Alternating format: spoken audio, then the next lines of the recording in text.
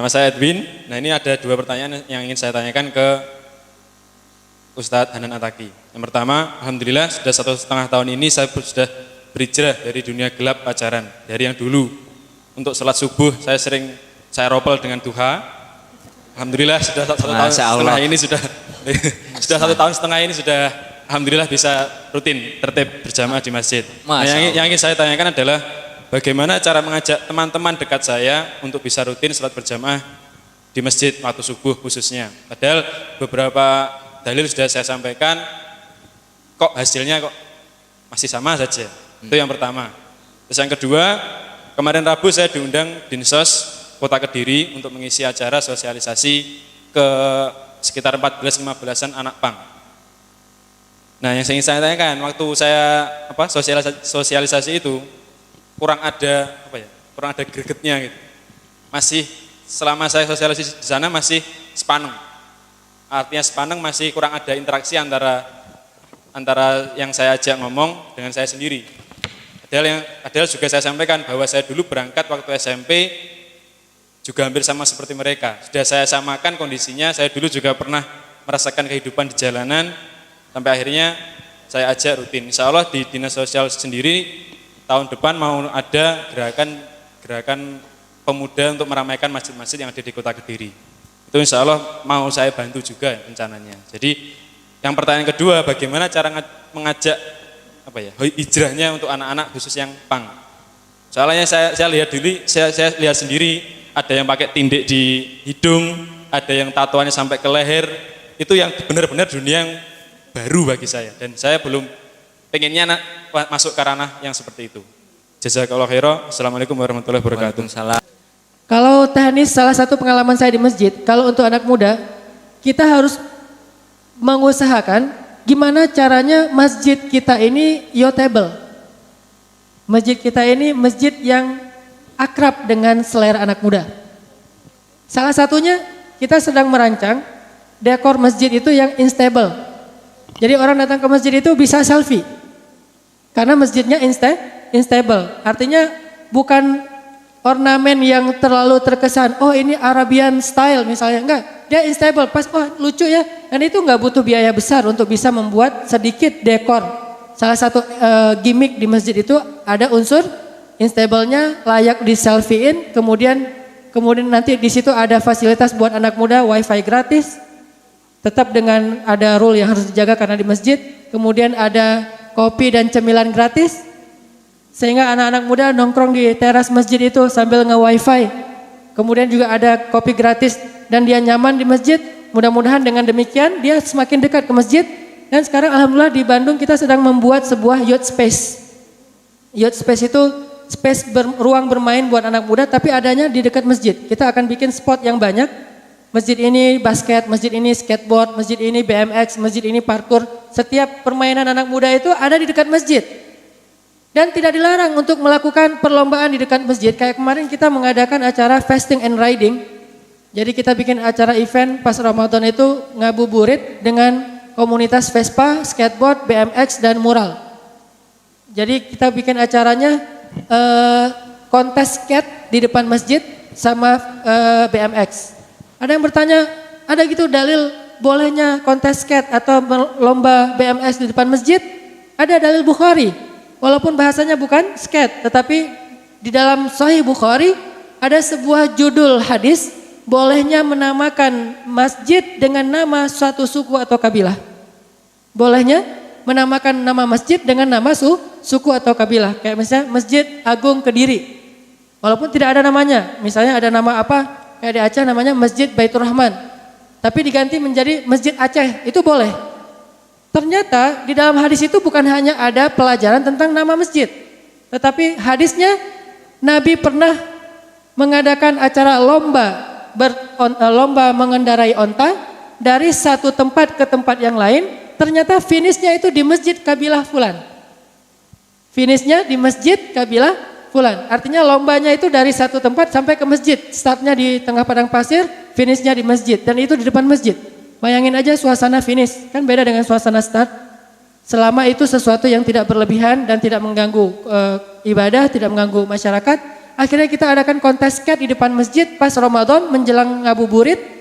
Begitu anak-anak skate selesai kontesnya, finalnya kita bikin setelah taraweh. Sengaja kita bikin finalnya setelah taraweh. Sehingga mereka terpaksa ikut buka puasa taraweh di masjid gara-gara nunggu final, dan finalnya itu para seleb-selebnya skate. Akhirnya pas salat tarawih mereka khusyuk mendengar bacaan Al-Quran, saya ngimamin, kemudian ceramahnya mengenai dunia anak muda, hadis-hadis, kisah-kisah sahabat yang masih muda seperti Ibnu Abbas, Muaz bin Jabal dan seterusnya. Alhamdulillah dari situ beberapa nabi-nabinya skate akhirnya hijrah. Jadi bikin masjid yang youthable. Satu. Kedua, yang mengisi masjid juga saya kira perlu ada sedikit tadi hijrah budaya, hijrah konsep dakwah. Usahakan kita punya banyak kader anak-anak muda yang bacaan Al-Qur'annya itu bagus. Alhamdulillah dengan ada pesantren tahfiz kayak gini akan jadi solusi konkret kelak. Anak muda dengan salah satu mungkin teman-teman yang tahu Muzammil Hasbalah. Ini salah satu pemuda hijrah yang sengaja kita panggungkan untuk marketnya anak-anak muda. Yang hafal Al-Quran, lulus ITB, kemudian kita dandanin, dia nggak boleh pakai pakaian biasa, dia pakainya baju flanel, jeans, koplok, tapi dia ngimamin sholat dan bacaannya baik. Udah pernah ke sini? Taki Malik, nah itu satu geng, ada Taki Malik, Muzammil sama Ibrahim Quran. Kalau Ibrahim anak parkur, Muzammil anak ITB. Nah ini tiga-tiganya, terutama Taki Malik, Ibrahim Quran sama Muzammil kita dandanin, pakai jeans, pakai baju flanel, pakai koplok, tapi ngimamin ternyata hafiz dan bacaannya tuh luar biasa. Sehingga anak-anak muda merasa bahwa sholat di masjid itu ternyata ini dengan market yang luas ya. Kalau market kita mah udah nggak butuh yang gitu-gitu. Tapi kalau market di luar kita, yang hal-hal yang kayak gini yang sifatnya gimmick, entertain itu sangat berarti buat mereka. Muazzinnya juga harus anak muda yang suara azannya menyentuh. Yang azannya itu powerful. Karena pernah juga di Bandung ada seorang muazzin, dia anak punk, hijrah terus azan. Cuman culture punknya belum hilang. Begitu dia azan, Allahu Akbar, Allahu Akbar. Jadi rock gitu ya, underground. Tiba-tiba dia lagi azan, mic-nya mati. Pas mic-nya mati, dia teriak. Dan teriaknya gaya anak punk, keluar kalimat-kalimat dari kebun binatang. Pas dia teriak, mic-nya nyala. Pas asyhadu anna Muhammadar Rasulullah, mati. Keluar yang berinisial A. Keluar gitu kalimat itu. Mic-nya nyala, akhirnya kedengaran satu kampung. Semua orang berbondong-bondong datang ke masjid. Itu azan paling powerful. Gara-gara ada kesalahan sehingga orang datang bukan pengen dengar azan, tetapi pengen lihat siapa yang azan, kok ada kata-kata itu di dalam azan. Jadi azan itu berpengaruh teman-teman. Dan saya ngerasa juga, saya juga yang mungkin dari dulu dengan agama, udah sering belajar agama segala macam, tapi pas dengan azan yang powerful, itu punya dorongan yang lebih untuk datang ke masjid. Apalagi yang azan itu jomblo yang baru diputusin, itu powerful banget. Jadi lagi baper-bapernya azan gitu ya, kan itu powerful tuh. Ya, mendayu-dayu sampai ke hati gitu. Nah, jadi kalau bagi saya konkretnya kayak gitu. Terus fasilitas lain yang penting buat masjid itu mikrofon dan sound system. Teman-teman tahu Tomorrowland? Tomorrowland itu konser anak muda terbesar di dunia. Kalau di Indonesia namanya DWP, kalau di dunia namanya Tomorrowland. Dan bendera paling banyak dikibarkan di Tomorrowland itu bendera apa? Israel. Dan lambang dari Tomorrowland itu bintang mata satu. Jelas-jelas Dajjal. Dan mereka vulgar banget dengan simbol-simbol kayak gini. Mata satu, kemudian ada simbol satanik, atau kalau enggak gini. Kemudian bendera Israel tuh berkibar di setiap penjuru Tomorrowland. Dan dia eventnya tuh mengundang DJ kelas dunia. Kemudian konsernya tuh siang malam selama 3 hari berturut-turut itikaf di situ. Soundnya luar biasa sehingga ketika DJ-nya masuk langsung nge-perform, itu larut semuanya, hilang akal semuanya kayak orang kesurupan. Tomorrowland bisa bikin kayak gitu, harusnya masjid lebih dari itu. Minimal selevel lah sama DWP, kalau nggak bisa selevel dengan Tomorrowland. Sehingga ketika imam ngimamin itu kayak Masjidil Haram gitu. Alhamdulillahi Rabbil Alamin. Suaranya tuh terdengar kayak seolah-olah dari langit karena sound systemnya bagus. Dan alhamdulillah sekarang yang saya tahu di Indonesia ada sebuah gerakan sound system masjid. Ini anak-anak yang dulunya IO, yang suka main sound system, sekarang hijrah dan mereka pengen menyumbangkan keahlian mereka di bidang sound system. Mereka perbaiki gratis wakaf sound system ke masjid-masjid yang sound systemnya jelek.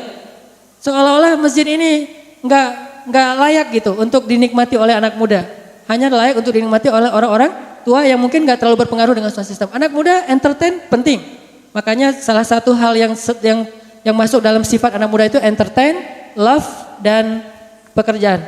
Makanya entertain ini harus jadi salah satu pertimbangan kita. Masjid harus youthable. Youthable itu berarti ada fasilitas anak muda, instable, kemudian juga cukup nyaman buat mereka nongkrong. Imamnya anak muda, muazinnya anak muda, sound systemnya seperti sound system konser.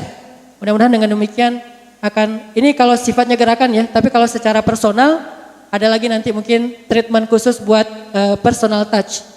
Sedikit tambahan, personal touch, cara ngajak teman kita yang belum hijrah ke taklim. Mungkin bukan ke sholat dulu, ke taklim dulu. Karena kalau ke sholat itu kesadaran, kalau ke taklim bisa agak dikondisikan. Ada teman saya ngajak temannya ke taklim gini caranya.